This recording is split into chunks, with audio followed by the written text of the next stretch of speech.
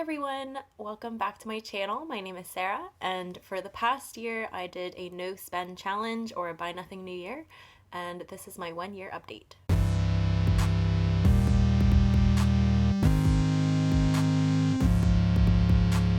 If you haven't seen it already, I will post a link to my 6-month update video down below, and if you want to read more either about my challenge or about what I may have had to buy or not buy throughout the year, I will also link some blog posts down below for you to read. This video will be about 10 things that I learned after doing a no spend year or a 1-year shopping ban. And if you have seen my 6-month update, I talked about some things that I learned there. So these will just be 10 additional things that I learned just to kind of wrap up the whole year and kind of figure out where I'm going to go from here. So the first thing that I learned is that I'm no longer a fan of shopping for fun anymore. And what I mean by that is prior to this challenge, it got a little bit better before this challenge, but even more so, especially when I was in high school, middle school, I would spend my free time going to the mall and just kind of browsing around, looking at the sales racks, just to see what there was.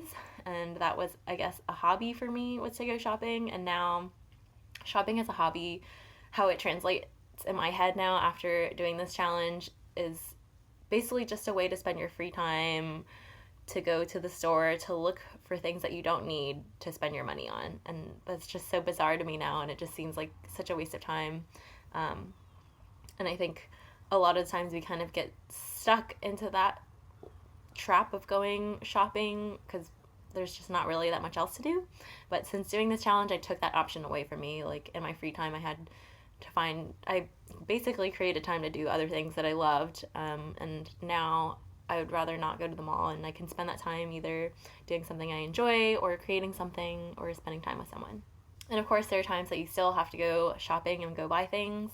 And I've definitely, especially in the past year, have become that kind of person that goes in with a list, gets what she needs, and then leaves. And if there is something that I have to kind of browse around for, like if I had to go replace a shirt or something, if I don't find what I need in like 30 minutes, I just get so frustrated and I just leave the store and just try to find it online or something. Second thing I learned about myself is even though I don't really enjoy shopping for most things as a hobby or just spending time looking for things, I still am obsessed with backpacking and outdoor gear. And I think that obsession has probably gotten worse since this past year because I have spent a lot more time just pursuing outdoor activities and hobbies that I enjoy.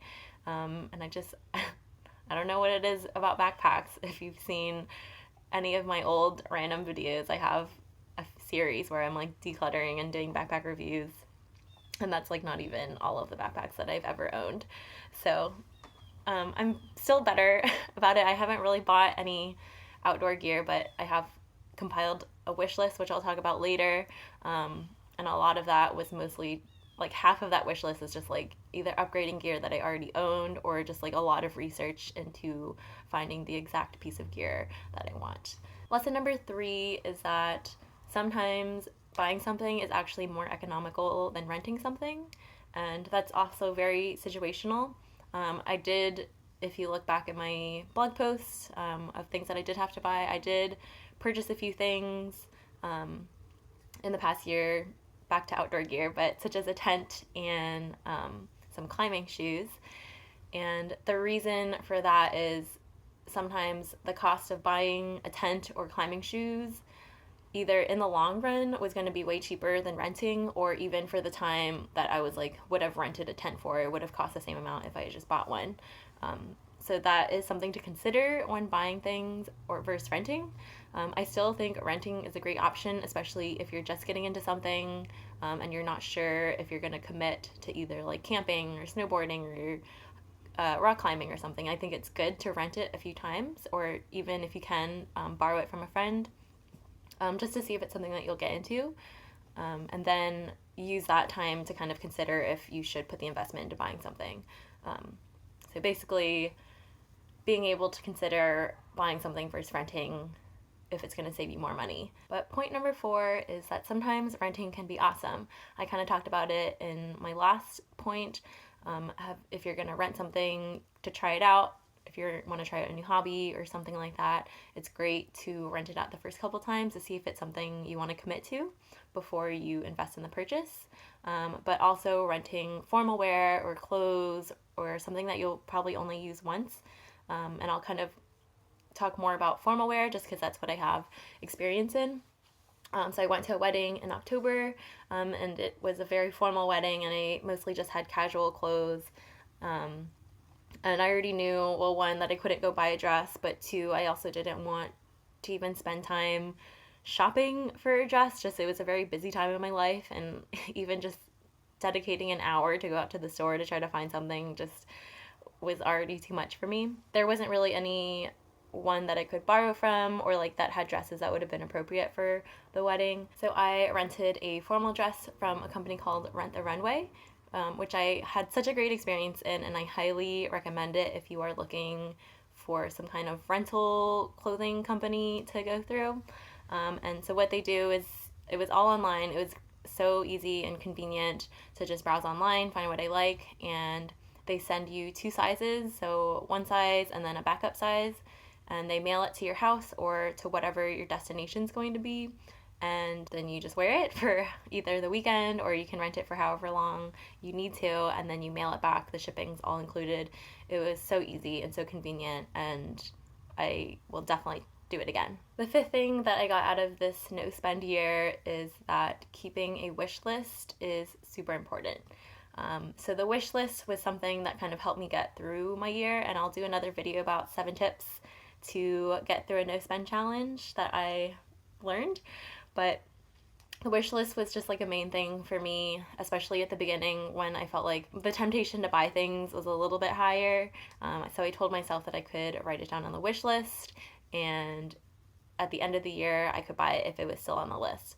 And that was a great thing. That was a great way to kind of keep myself sane and not feel the need to just like impulsively buy things, but also is a good way to kind of evaluate the things that I was wanting to buy over the year, because every couple weeks I would go back and delete stuff, and like not even 50% of the things that were on the list are on there anymore. And even now, a lot of those things just have like question marks on them because I'm just debating if I still really need them or not. So that's just a good way to evaluate kind of what you would spend your money on or the things that you're interested in buying, and a good way to evaluate if it's just more of like an impulse want or something that you really need.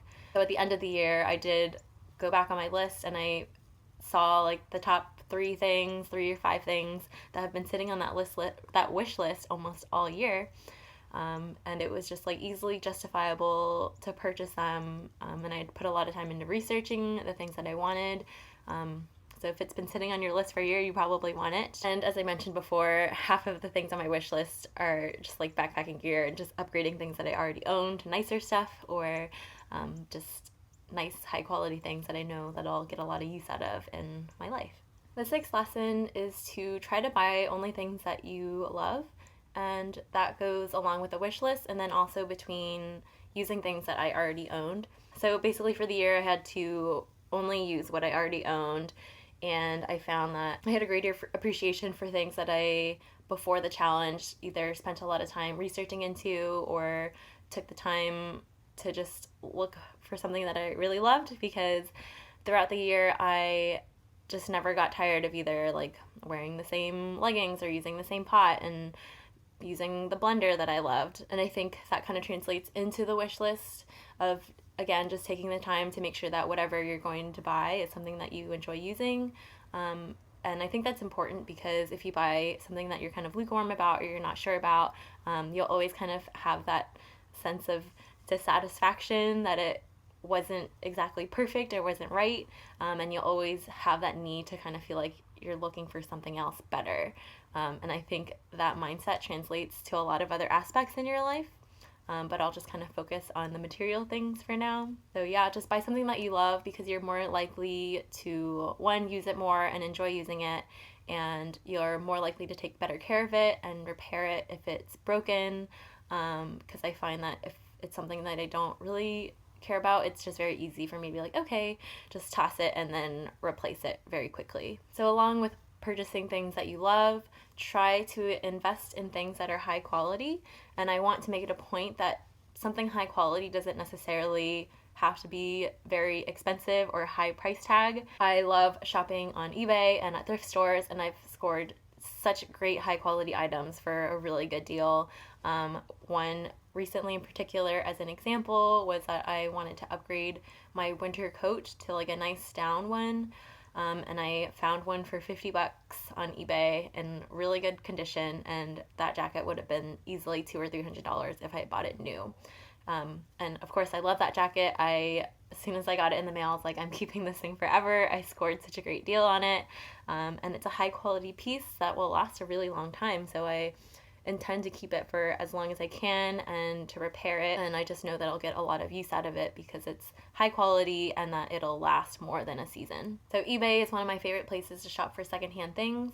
I also love Plato's Closet for clothes, and then also just general secondhand stores for clothing items or household items. Lesson number 8 is that I realized I really don't need to update my wardrobe as often as I thought I would have, especially in the past. And what I mean by that is I feel like a lot of us, every couple of weeks, we feel like we need to go shopping because we need new, fresh clothes. And I will admit, throughout the past year, there were times where there were some tops or whatever that I felt like I was getting tired of, but I still found myself wearing the same exact things, the clothes that I loved wearing all the time. So even with my already minimalist closet and not being able to buy anything, there was stuff that I saw that I wasn't wearing, and I just like donated those because I just didn't want them taking up space in my closet anymore. Buying new clothes to upgrade my style really is not necessary. It's definitely just something that I want to do.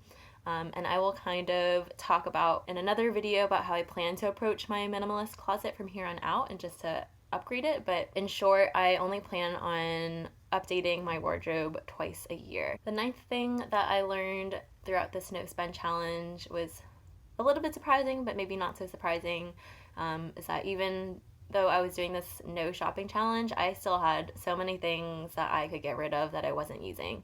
And you would think that because I couldn't buy anything that I would want to try to hoard everything, but it kind of the opposite came about because I realized the kinds of things that I was using, and I think there was just like more attention to the things that I was using. I don't know, I got rid of like a couple boxes of donations, and I sold a couple bags of clothes.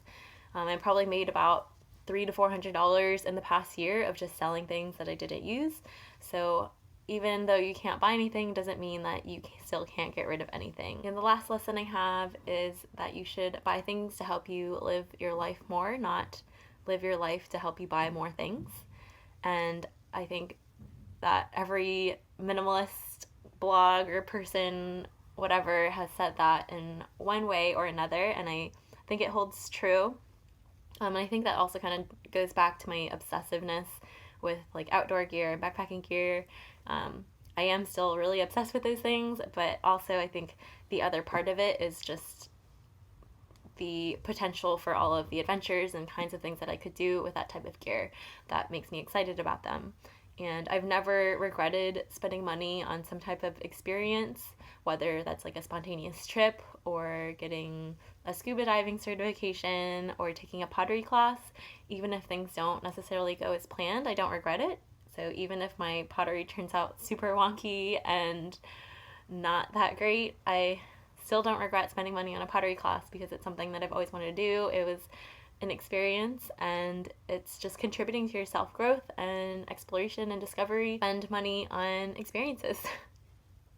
Just like everyone on the internet will tell you. So that's it. Those are 10 things. I hope that you learned something out of this, or that you were inspired to either start this challenge, or if you started this challenge with me about a year ago, I'd love to read your comments and see what you got out of it, and if you took away a lot of the same lessons that I did, or if you got something else out of it. I would love to hear your perspective.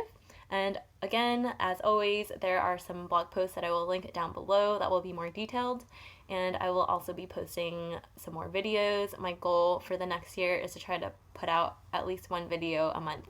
Thank you guys so much for watching and following me on my journey, and I'll see you guys in the next video. Bye!